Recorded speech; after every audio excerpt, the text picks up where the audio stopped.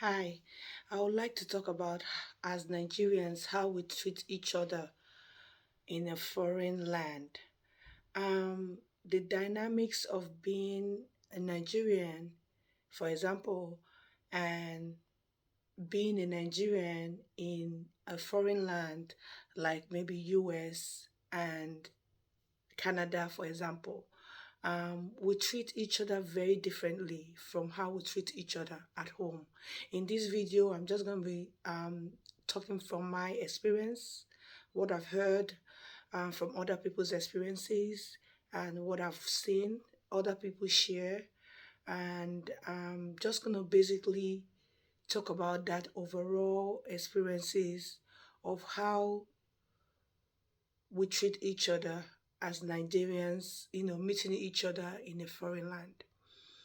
Um, Again, I've said in one of my other videos that Nigerians, we don't really like each other. It's a very difficult thing for me to say, but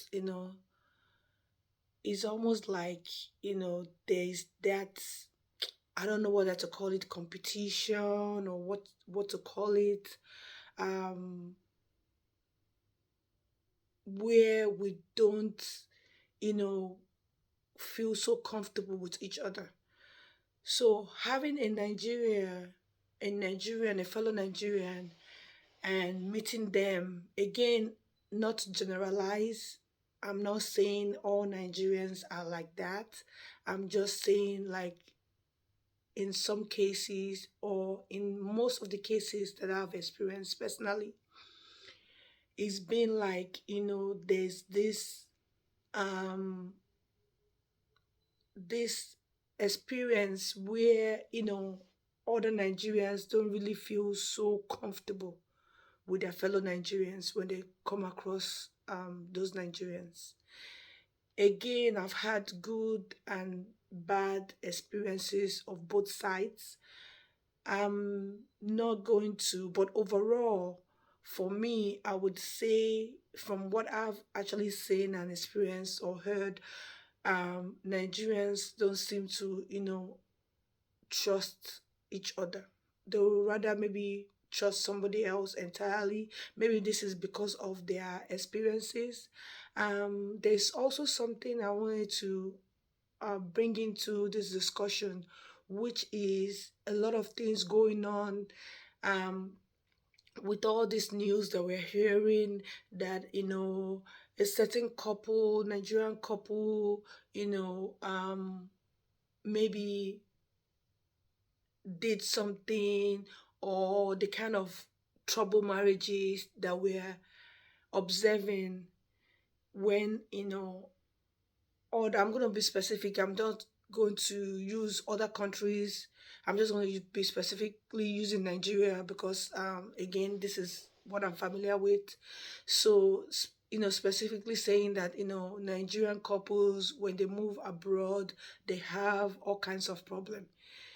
Again, from what I've seen, being a Nigerian that lives abroad, I would say that in all the experiences, all, putting everything together, I can say for sure that it is very different how things operate in Nigeria versus America, for example. It's quite different. It's like a different environment, it's like a different place. It's like what applies to in America, for instance, would never apply in Nigeria. So for me, I believe that when you leave Nigeria, either as a couple, you live by yourself, or you are living with your entire family, you know, if that family is not so strong or have a strong foundation, for sure, when they move to that foreign country, because of everything else that is not going to be in their favor, they are more vulnerable to breaking apart. So let's say, for instance, you have a family of, let's say, a big family. Let's say a mom and a dad had, like, for instance, 7 children, for instance, and all 7 of them moved to America. And maybe while they were back home, and this also applied to couples or anyone in any kind of relationship. So let it be like a family setting where you have siblings, and all the 7 siblings move to a place like, for instance, America. If the family while they are in Nigeria did not have a strong relationship, like understanding, if there was no strong foundation um in that family setting, then they definitely going to have that issue multiplied once they leave Nigeria. So let's say in Nigeria they were making it happen, they were patching it up, they were, tolerating each other, like maybe they didn't really like each other, maybe they have like serious problem in that family, and if it's not addressed while they were in Nigeria, if all those siblings move to out of the country, they're going to be like, it's going to be worse. It's going to be like amplified. Because again, those certain rules and those certain things that may help their relationship back in Nigeria, for example, would not be, you know, applicable when they move. So, with that being said, we can understand that it's more challenging when you already have certain issues and they're not being addressed before you move. The same thing happens and is applicable to couples. So sometimes when we're looking at it, we're looking at it as, oh, it's getting really concerning now because of the amount of people that are, losing their lives. So again, life is very precious. We would want it to be that, if it's not working out, that if both parties can work it out and they can just move on, or if they can just, try to address their issue in Nigeria before they move. That would be a better way to go about it. You don't want to move with those baggages, because once you move, it's not going to be better, it's actually going to be worse. So, and that's the same thing that applies to family. This applies to everyone, not just to couples, because we're just looking at the couple side of it. It also applies to siblings. It's the same thing that also applies to every Nigerian, for instance, because like I said, in this video, I'm going to be talking mostly about Nigerians or about Nigeria, because that's what I'm familiar with. So again, when we come to a place like United States, for example, or any other foreign country other than a place we come from, like in Nigeria, we find it difficult to make like that true friendship, because again, let's say US is already, like a place where it's like every man to himself or to herself. That's the kind of setting that they have. So coming from Nigeria, you're already like, defensive, and, you know not feeling a certain way, because especially when these people, you can't vouch for them from the beginning, you don't know them, and you're very, careful about, interacting with them, talking with them. You don't really want to give information, because you're like, oh, Nigerians, you don't trust them and all that stuff, because this is the kind of things that I hear a lot. So that really causes that, where, it makes it difficult for Nigerians to, kind of, come together and, trust each other, do things together, because they're basing it off of the experience or a bad experience that they've had maybe previously.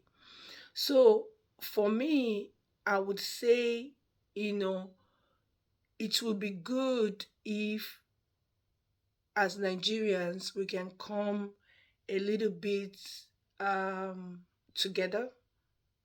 we can give, that benefit of doubt and try to work with, other Nigerians and try to, get to know them.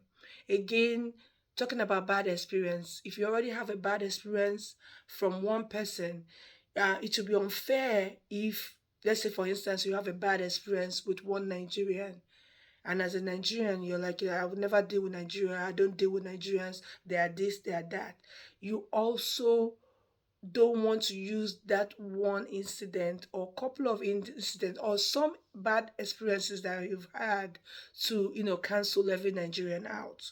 You want to give that opportunity to say, let me get to know this person as an individual, because a lot of times we make our judgments out of what experience we've had. And if we had one bad experience, we tend to want to generalize that everybody is the same way.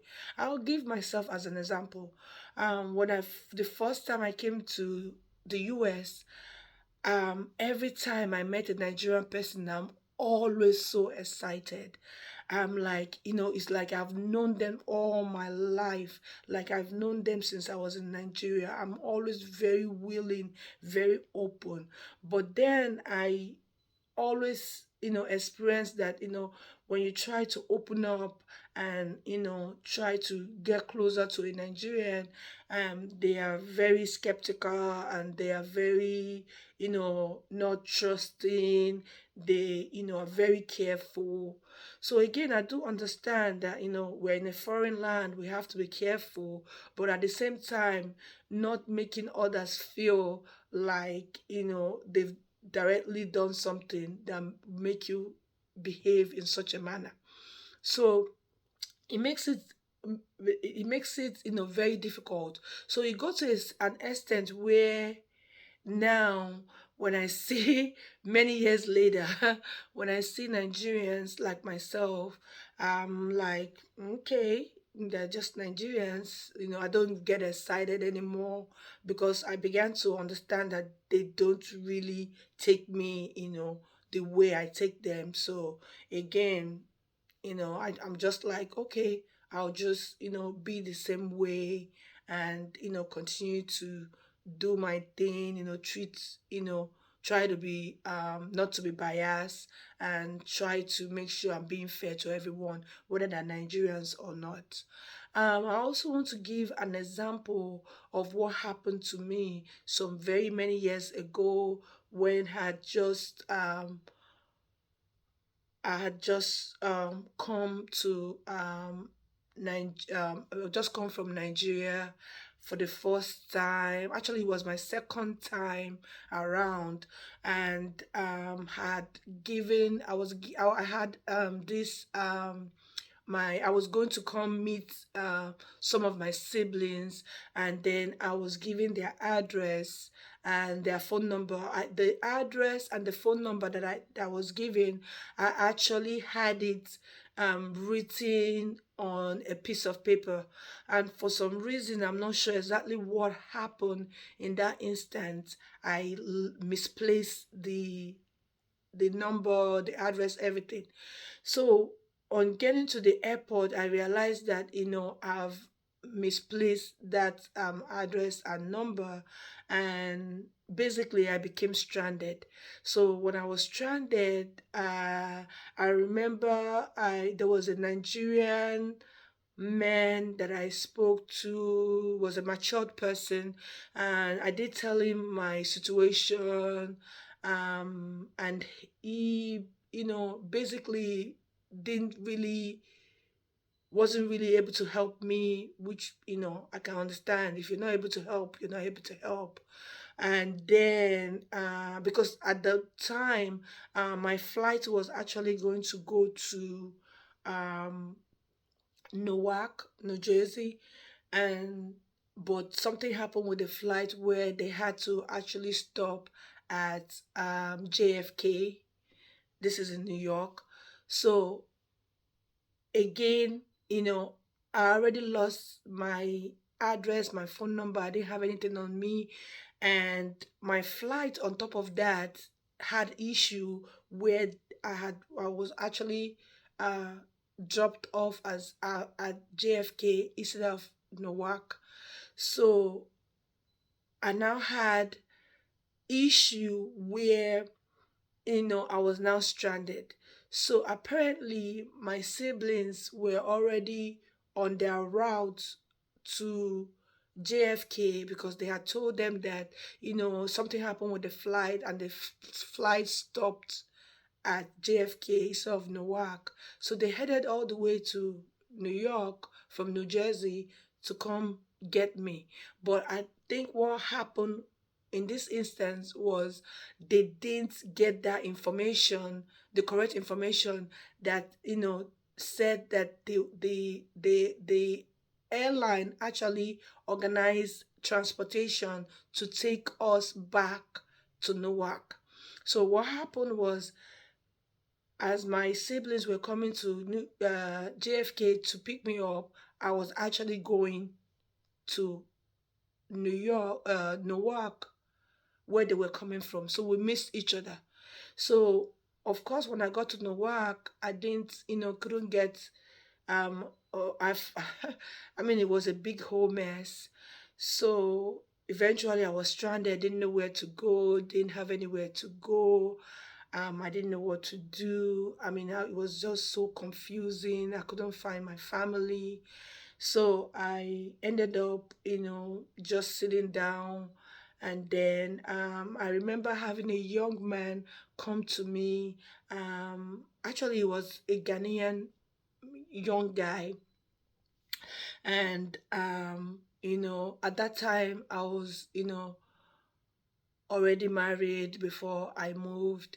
I But my husband was back in Nigeria with my 2 year old, with my 6 month old baby. So I was really young, at that time.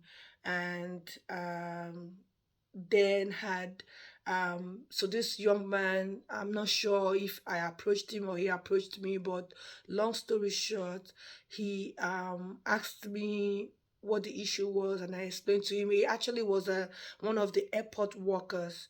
So he asked me what the problem was. I told him, and he told me he's from Ghana.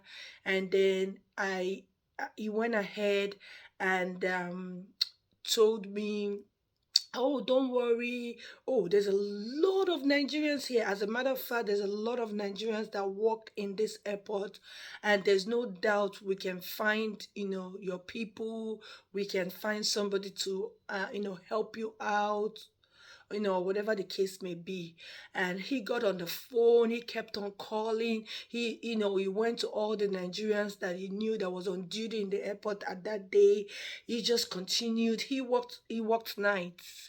So he just continued, and every I had a particular one Nigerian lady that he gave me his phone to speak to. And the Nigerian lady was asking me all kinds of questions. You could tell she wasn't comfortable. She didn't even believe my story, that this is what happened to me. She was very suspicious, and she told me she was going to be honest with me, that there's no way she can help me, that because she doesn't know me and all that stuff. So eventually, I just, the Ghanaian guy, he tried all, trying to get Nigerian community to help out, and no one was able to help out. And at the end of the day, he was like, well, my shift is over. Now it's morning. So because I slept on, there's a little chair in the airport that I just, stretched my body, and I slept there overnight. And in the morning, he was like, you know what? I'm not gonna leave you here. Um, I'm gonna take you to my place. So eventually, he took me to his place. He gave me food, and he was very nice to me. I told him I was married because I wanted to make sure that he didn't have any ideas in his mind. I told him I was married, my that my I had a child, and my husband and my child still lived in Nigeria. So, but that was how you know he helped me, and eventually I found my family, which, I'm not gonna go through this video to that will be in another video where maybe I will share what happened afterwards. But right now I'm gonna stop this video because basically why I wanted to use this very good example is to show again how, Nigerians, we are very, suspicious of each other. I think we rather would even help somebody else from a different country than help someone else